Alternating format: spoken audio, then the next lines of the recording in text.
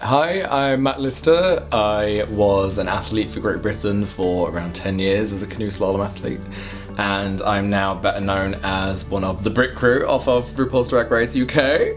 For me, it started getting better the day I started to come out. As so many gay people, LGBTQ people do, they build this coming out process up in their head. It's this enormous thing. It's gonna change you, it's gonna change everything around you. But I was so accepted from everybody in every walk of life. I was over the moon. Like the weight that is lifted off your shoulders after you tell one person and again another person. It was, to be honest, I would say it's one of the best feelings of having something in my life that has ever happened. There's no euphoric sensation or experience that you've had since that has been as satisfying as just being able to be yourself. I had a really great childhood, a really positive upbringing. I had an amazing family, lots of support around me. My family are really supportive in the sense that I used to dress up every time I had the opportunity to be at home. I would dress up in my sister's bridesmaids dresses, or like in my mum's clothes or my sister's clothes.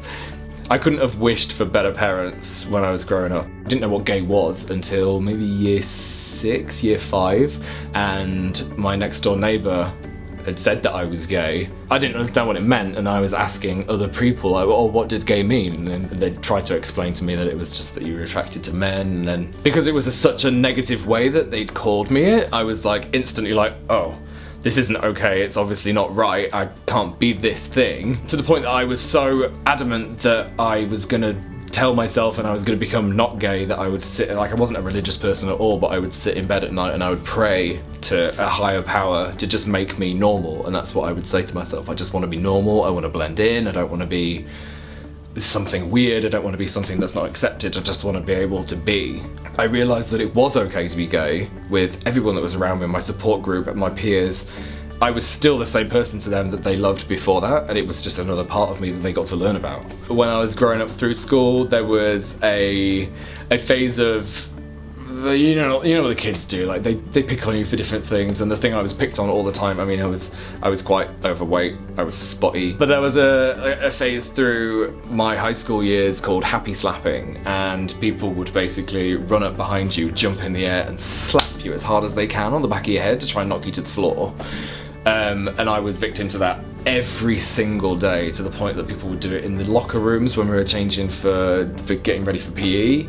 And one day I even like smacked my head on one of the hooks in the changing room and nearly knocked myself out. I was called all sorts of names at school. Every day that I was in a classroom where there weren't teachers, it would be like there were certain kids that would give me those underlying comments all the time.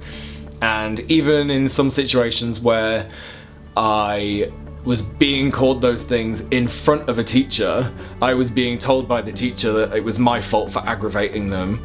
And I had that with several teachers, other than one of my teachers who is my hero from now on. One of the kids was like mouthing off at me at school, like in my form class, because he was like, oh, you're wearing a dress on stage. And I was like, it takes more balls for me to wear a dress on stage than it does for you to mouth off at me about it. And my teacher just stood there and was like, it's things like that when you just have to speak up for yourself, and I'm like, no, this is not right. If you don't speak up for yourself, you're then relying on other people to do it for you. And those people will probably be there in the right situations, especially if you surround yourself by the right people, but you really have to look after yourself in this world. I would say to my younger self to never be afraid to be 100% yourself in every walk of life. It not only helps you as a person, but it helps the people around you that are living experiences similar to you. I remember there were a couple of kids in my school at high school that were out, and I obviously knew I was gay at the time, and I was so jealous that they could just be themselves, and I was so petrified to do that. And I really don't feel like I started living my life until I came out. And I feel like I lost the first 17 and a half years of my life because all my friends were having girlfriends, they were having their first kiss experience, they were having their first sexual experience. Everywhere they went, it was like a world built for them. The ideas of family norms were, it was like there's a mum and a dad and they have kids, they get married, they have kids, and then their kids get married and they have kids. I just realised there's so much more out there in the world than this norm that we are fed day in, day out, and I'm so happy now that I am in a position where I am accepted for who I am, and the quicker you can get into a position where you can be yourself, even if that's like the smallest thing, if you can just be yourself with a friend, 2 friends, a family member, those are the points of life where you start living, because otherwise what is it all worth? I just want to say thank you to Arif and Ricky in Wonderland, and it gets better because it really does get better. My experience proves that. I can't stress enough that you just have to be 100% yourself in this world or you will not be happy. And the second that you start being 100% yourself and putting yourself in the situations where you can be that person, that is when you start living life. You have to do it.